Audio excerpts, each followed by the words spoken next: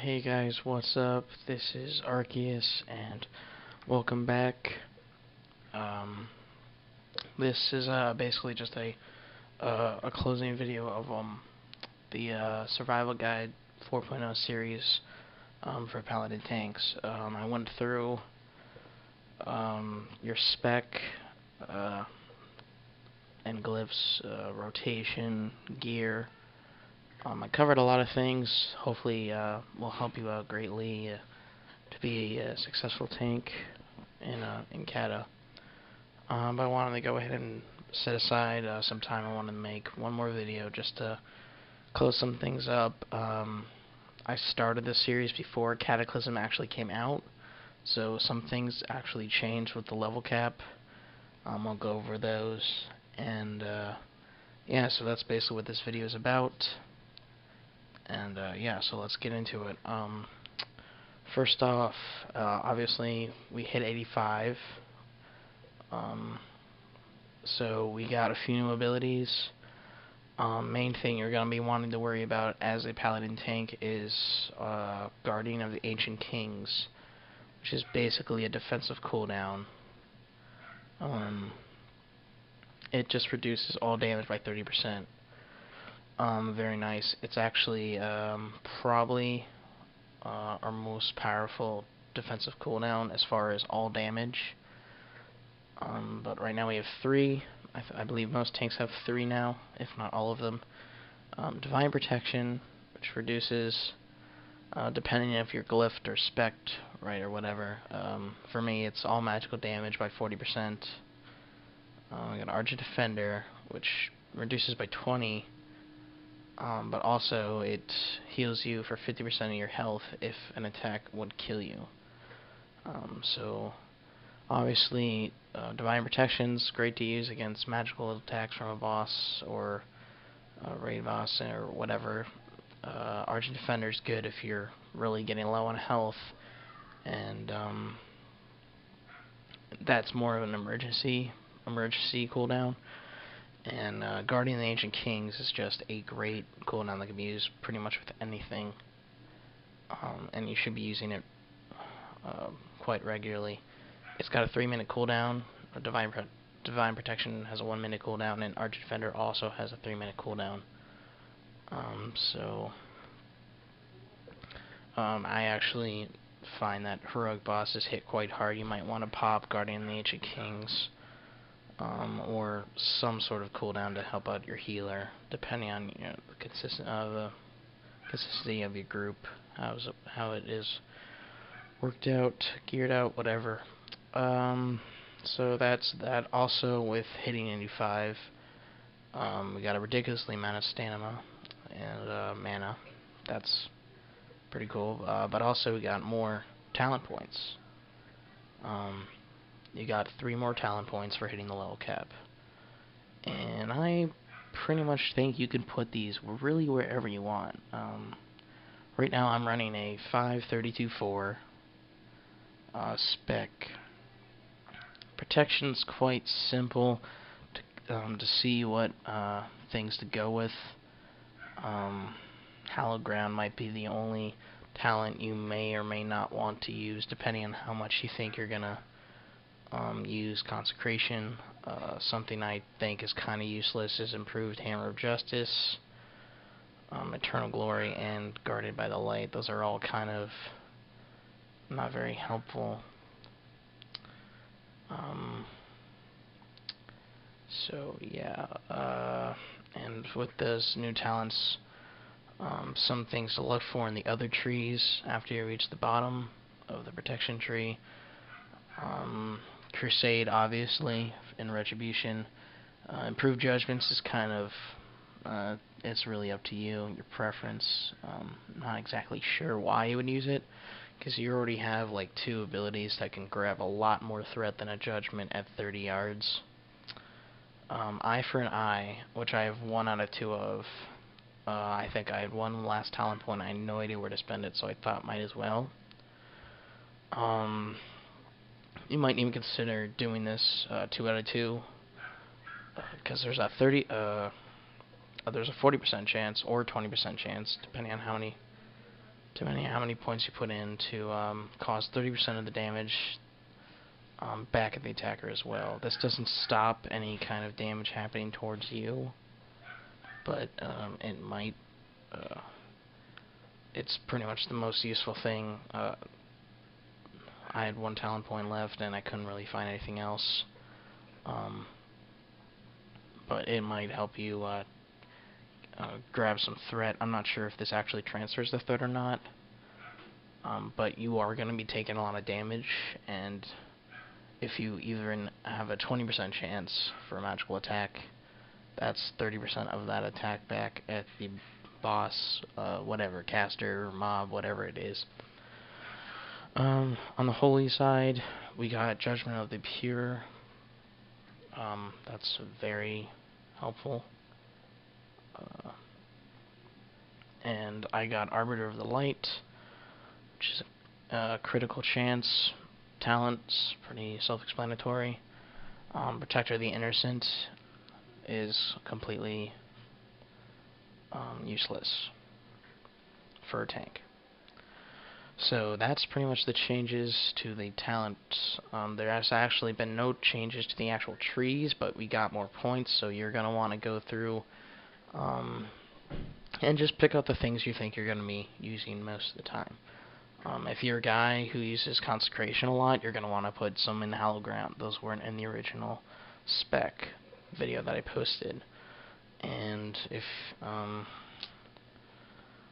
trying to think what else you might basically just go through and get what fits your playstyle as far as extra talents go after you get the required ones.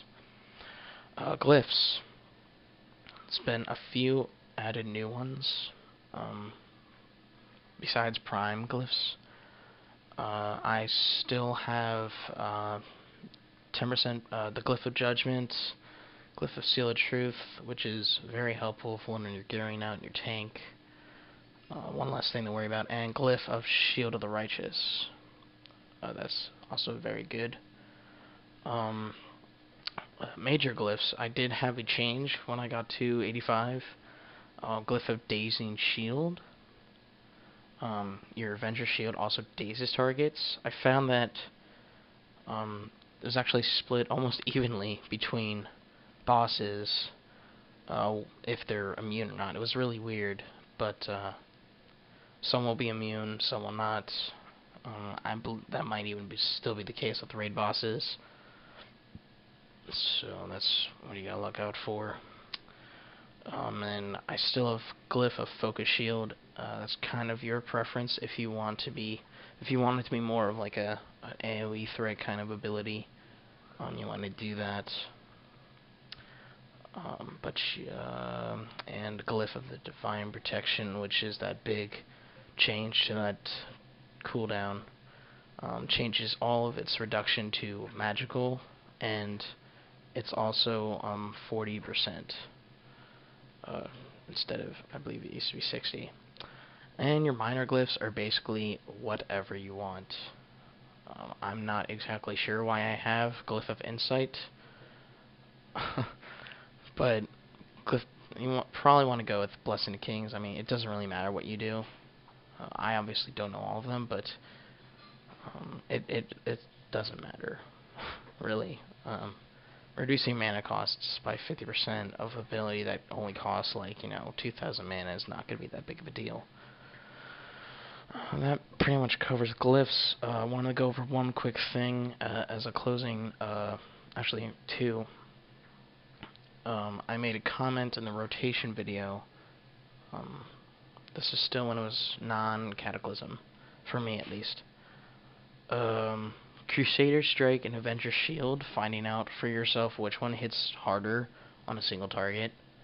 It's not even a competition anymore. I saw people predicting this. People from the beta were probably saying this, and I had this feeling in my gut that it would be so. Crusader Strike hits significantly harder on a single target than Avenger Shield, than Hammer of the Righteous does. So as far as your 3-second ability when you're going up against a single target, you're gonna want to use Crusader Strike. It hits a lot harder. It's actually less mana, and it's and it's going to give you more threat on a single target. Obviously, if you're, tanking a group of mobs, you're going to want to use hammer, but there's absolutely no reason, and I'll probably be stressing this a lot, use Crusader Strike when tanking a single target. It's just it just hits for higher damage. That's pretty much all you need to know. Okay, and the last thing I wanted to cover is dungeons. For me, I'm actually in between guilds right now, so I'm trying to go through them by myself, and you're probably going to run into this as well if you're just using a random dungeon fighter. It's hard when you're running it with people you don't know. You're going to run into situations where you're going to be wiping constantly because that one guy doesn't realize how it works, or you might just have people dropping all the time because it's a random group. Like, who cares what you think of me?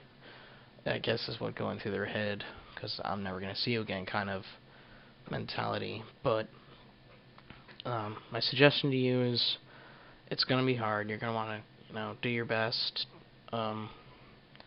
Also, do it with some sort of group of friends, guildies, whatever. What I'm actually doing is, when I'm in between guilds, I'll try to do my random daily at least. Sometimes it will take me hours to do so. A lot of times the group just completely disbands, and that could be for a lot of reasons.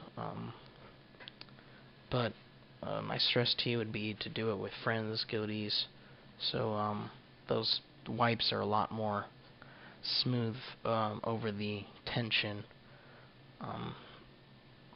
and people aren't dropping group all the time. And also, if you're one of those people who are not that incredibly fast to the top, getting geared for heroics. I mean, I got Cataclysm a week late after it came out.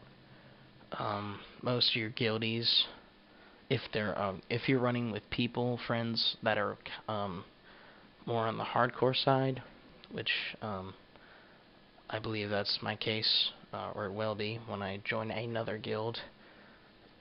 They're gonna know the fights, and they're also not gonna want the drops. So you'll be able to go in there. They'll have the patience because they're your friend. They'll have the patience to explain the fight to you, and if that plate drops, and if you're and the warrior DPS guy already has it, whatever, they won't need it. So that's my only suggestion. Things are looking really good for paladins in the starting of Cataclysm. There could be some changes, but overall I'm liking what I see. As far as future videos, I will be releasing a video for the new patch coming up soon. I also plan to release a more in-depth gear / statistic video once I get my raid gear all sorted out. Right now I'm still trying to get a few more 346s. It's really hard when it takes 2.5 hours to go through a dungeon. But I'll try to release one of those. Also, I want to start maybe releasing some dungeon guides to help you guys out going through some of the heroics, just as a tank, not really for DPS classes. And I'm also I'm leveling up. They're both very close to 85. It's a warrior and a death knight. The other two are two of the 4 other tanking classes. I'm thinking about maybe sharing some of my knowledge and opinions about those classes, how they work tanking wise. I may or may not release guide videos on them. But yeah, so that's what's coming up. Thank you guys for watching, and stay tuned.